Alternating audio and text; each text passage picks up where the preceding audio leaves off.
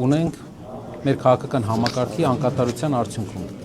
Այդ իսկ պատճառով մեր կողմից որոշում է կայացվել նոր ուժերի հետ կազմել դաշինքներ, հրավիրել նոր ուժերին,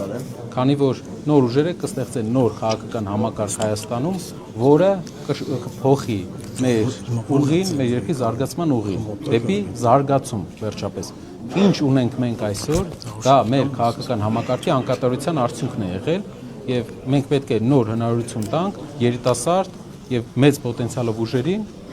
որպեսզի կարողանանք երկրում որակական փոփոխություններ բերել։ Երկրորդ հարցը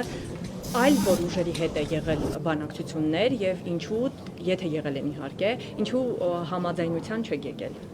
Մենք այսօր հայտարարեցինք, որ մենք բաց ենք նոր ուժերի հետ համագործակցության, բոլորի շատերի հետ, արտախորհրդարանական ուժերի հետ եղել է շփումներ,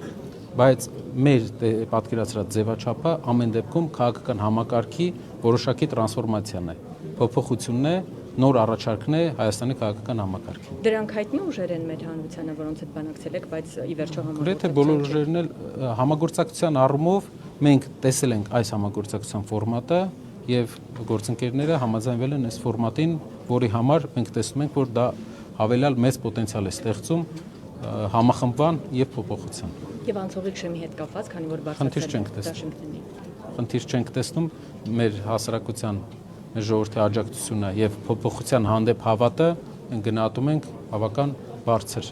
Մենք տեսնում ենք, որ մեր հասարակության մեծ մասը փոփոխության կարիք ունի եւ այդ փոփոխությունը մենք պետք է բերենք։ Մեր հասարակությունը երկու այլընտրանք ունի, կամ մնում է ամեն ինչ նույնը, այս խեղճ վիճակով, մեր խեղճացած վիճակով, բարակտված վիճակով, Փաշինյանի հետ կամ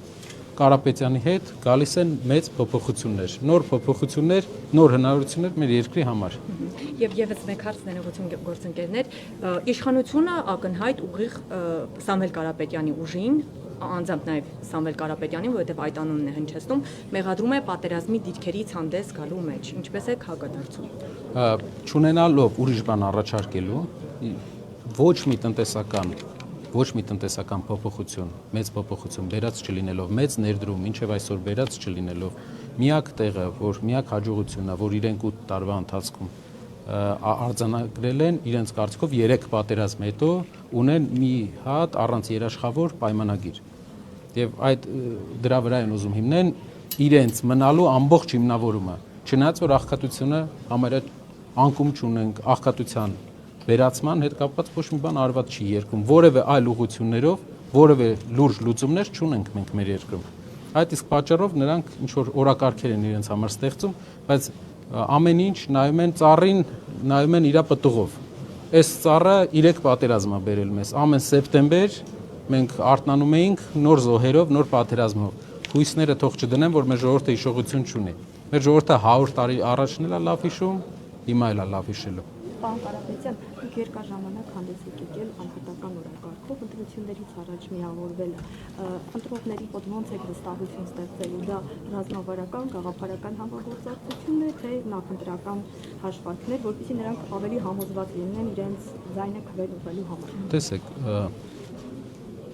ֆինանսական, մասնագիտական բազա ունեցող պարոն Սարգսյանը եւ անհրաժեշտությունը իրավաբանական։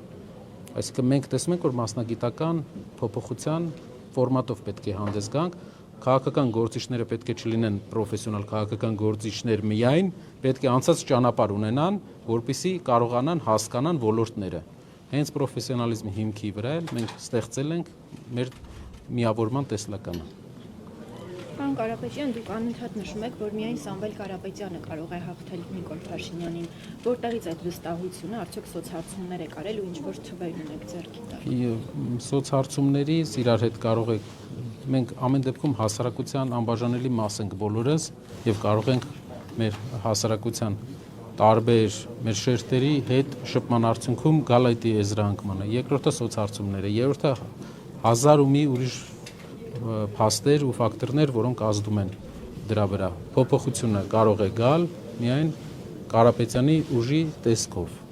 Միակ այլընտրանքը այս պահին,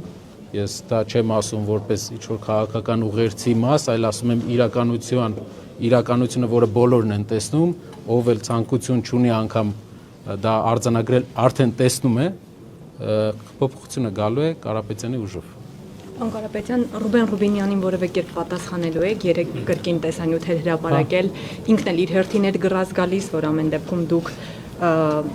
Սամվել Կարապետյանից բացի այլ ուժի եւս քվեարկելու եք, ինչպես կարձագանքեք։ Պարոն Ալեքսանյանը մեր արդեն արձագանքել է, մենք սպասում ենք, հուսով ենք